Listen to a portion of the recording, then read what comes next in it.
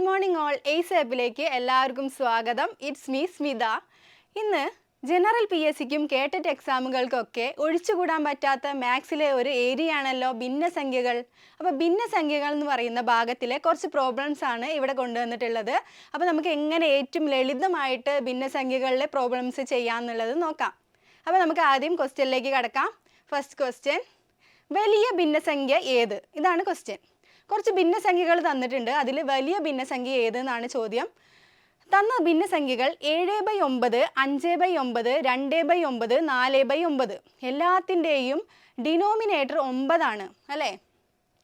അപ്പോൾ നമുക്ക് ഇതിനൊരു എളുപ്പ വഴിയുണ്ട്. ഇങ്ങനെ ഡിനോമിനേറ്റർ, അതായത് ഛേദം ഒരേ സംഖ്യ വരുന്ന ഭിന്നസംഖ്യകളാണെങ്കിൽ നമ്മൾ അതിൻ്റെ അംശങ്ങൾ നോക്കുക. അംശം ഇവിടെ 7, ഇവിടെ 5, ഇവിടെ 2, ഇവിടെ 4. അംശത്തിൽ ഏറ്റവും വലിയ അംശമുള്ള ഭിന്നസംഖ്യ ഏതാണ്? അതായിരിക്കും ഇവിടെ ഏറ്റവും വലിയ ഭിന്നസംഖ്യ. അപ്പോൾ ഇവിടെ ഏതാണ് ഏറ്റവും വലിയ അംശമുള്ള ഭിന്നസംഖ്യ? 7/9 അല്ലേ? അപ്പോൾ വലിയ ഭിന്നസംഖ്യ 7/9 ആണ്. ഓക്കെ, എല്ലാവർക്കും മനസ്സിലായി എന്ന് വിചാരിക്കുന്നു. നമുക്ക് രണ്ടാമത്തെ ക്വസ്റ്റ്യനിലേക്ക് കടക്കാം. അപ്പോൾ രണ്ടാമത്തെ ക്വസ്റ്റ്യൻ, 3/4നും 2/5നും ഇടയിലുള്ള ഭിന്നസംഖ്യ ഏത്? ഇതാണ് ക്വസ്റ്റ്യൻ. 3/4നും 2/5നും ഇടയിലുള്ള ഭിന്നസംഖ്യ നമുക്ക് കാണണം. അതിനൊരു എളുപ്പ വഴിയുണ്ട്. എന്താണെന്ന് വെച്ചാൽ 3/4 അതേപോലെ 2/5 ഇതിലെ അംശവും കൂടെ കൂട്ടുക, ഛേദവും കൂടെ കൂട്ടുക. അംശവും കൂടെ കൂട്ടിയ എത്രയാണ്? 3ഉം 2ഉം കൂട്ടിക്കഴിഞ്ഞാൽ 5, ഛേദവും കൂടെ കൂട്ടിയാൽ 4ഉം 5ഉം കൂട്ടിക്കഴിഞ്ഞാൽ 9. ഇതായിരിക്കും ആൻസർ. അപ്പോൾ 3/4നും 2/5നും ഇടയിലുള്ള ഭിന്നസംഖ്യ 5/9 ആയിരിക്കും. ഇനി നമുക്ക് നിങ്ങൾക്കുള്ള ക്വസ്റ്റ്യൻ ഇതാണ്, ഹോംവർക്ക് ക്വസ്റ്റ്യൻ. വേഗം ഈ ക്വസ്റ്റ്യൻ എഴുതിയിട്ട് കമൻറ്റ് ബോക്സിൽ രേഖപ്പെടുത്തുക.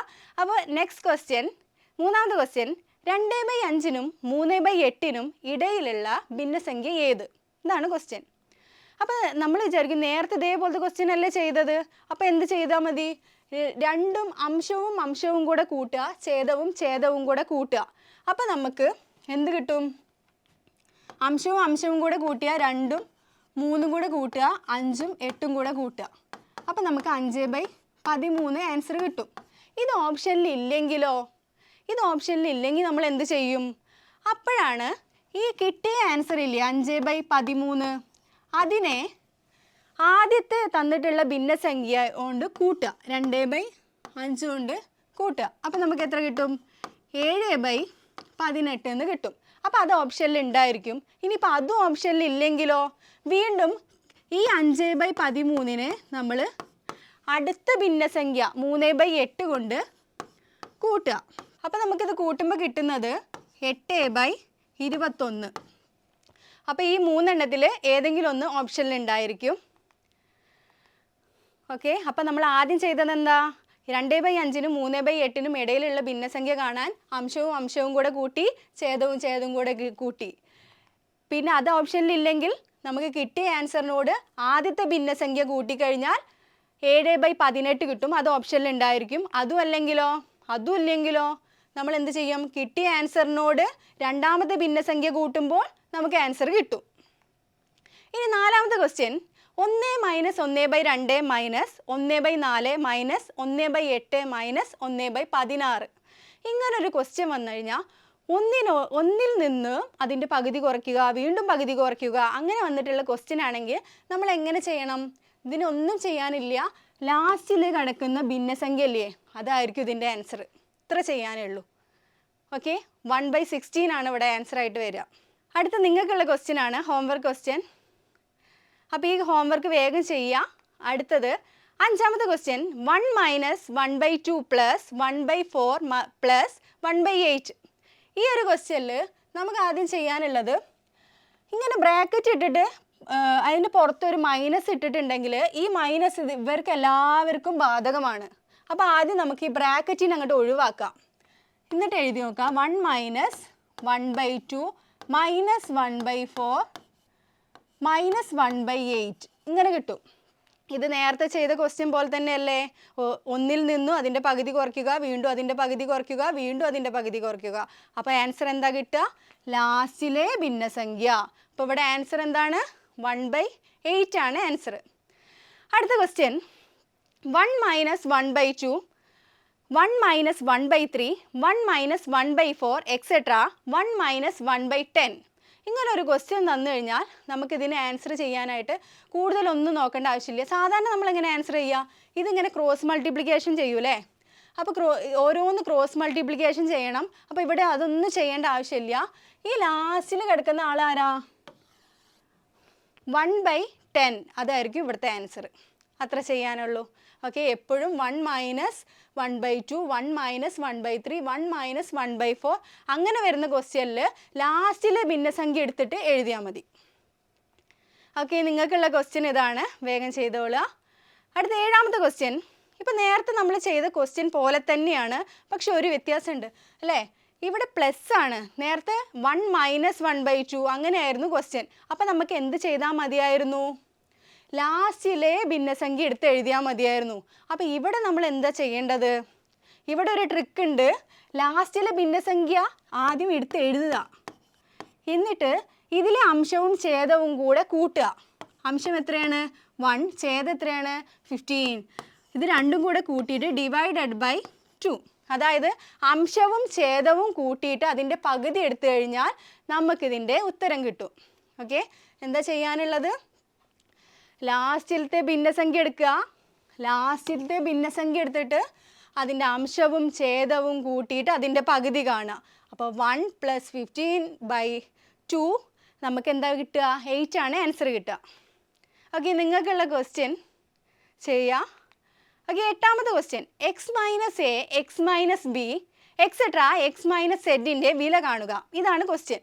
ഇങ്ങനെ ഒരു ക്വസ്റ്റ്യൻ തന്നു കഴിഞ്ഞാൽ നമുക്കിവിടെ X minus A, X minus B, etcetera എവിടെയെങ്കിലും നമുക്ക് എക്സ് മൈനസ് എക്സ് ഉണ്ടാവില്ലേ?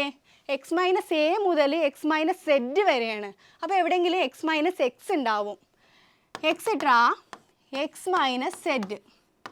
അപ്പോൾ ഇതൊക്കെ ഗുണിച്ച് പോകുന്നതല്ലേ? അപ്പോൾ എക്സ് മൈനസ് എക്സ് എന്താണ്? 0 ആണ്. 0നെ ഏത് സംഖ്യ കൊണ്ടും ഗുണിച്ച് കഴിഞ്ഞാൽ ആൻസർ എന്തായിരിക്കും വരിക? 0 ആണ്. അപ്പോൾ ഈ ഒരു ക്വസ്റ്റ്യൻ്റെ ആൻസർ 0. ഓക്കെ, 9ാമത്തെ ക്വസ്റ്റ്യൻ.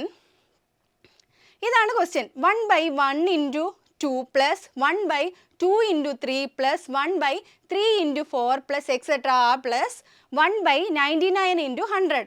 ഇങ്ങനെ ഒരു ക്വസ്റ്റ്യൻ വന്നു കഴിഞ്ഞാൽ അതൊക്കെ നമുക്ക് ഗുണിച്ചിട്ട് കുറേ പണിയുണ്ടല്ലേ? അപ്പോൾ നമുക്ക് എളുപ്പത്തിൽ എങ്ങനെ ചെയ്യാൻ നോക്കാം.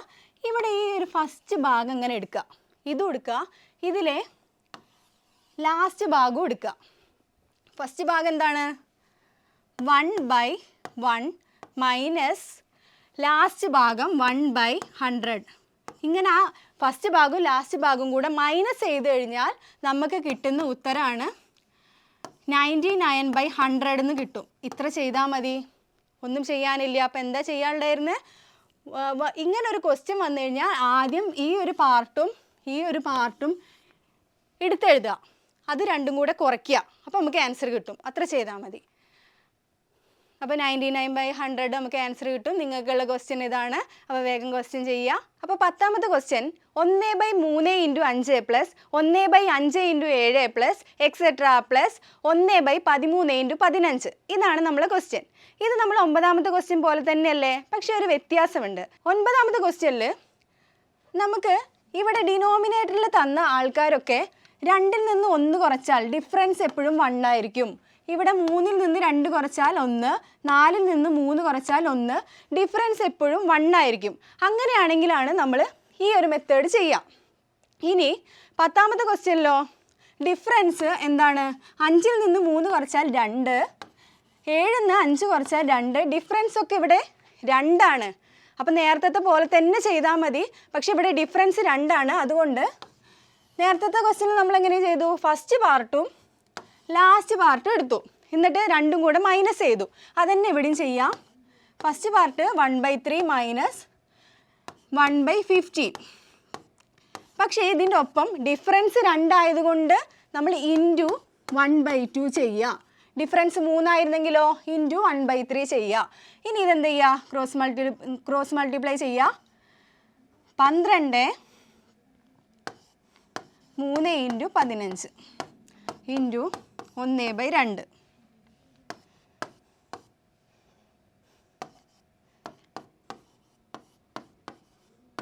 അപ്പോൾ 2/15 നമുക്ക് ആൻസർ കിട്ടും. ഓക്കെ, നിങ്ങൾക്കുള്ള ഹോംവർക്ക് ഇതാ. അപ്പോൾ ഹോംവർക്ക് വേഗം ചെയ്യുക. അപ്പോൾ ക്ലാസ് ഇത്രയേ ഉള്ളൂ. അപ്പോൾ ക്ലാസ് എല്ലാവർക്കും ഇഷ്ടപ്പെട്ടു എന്ന് വിചാരിക്കുന്നു. അടുത്ത ക്ലാസ്സിൽ നമുക്ക് വീണ്ടും കാണാം. എല്ലാവരും ഈ ചാനൽ ഒന്ന് സബ്സ്ക്രൈബ് ചെയ്യുക. Thank you.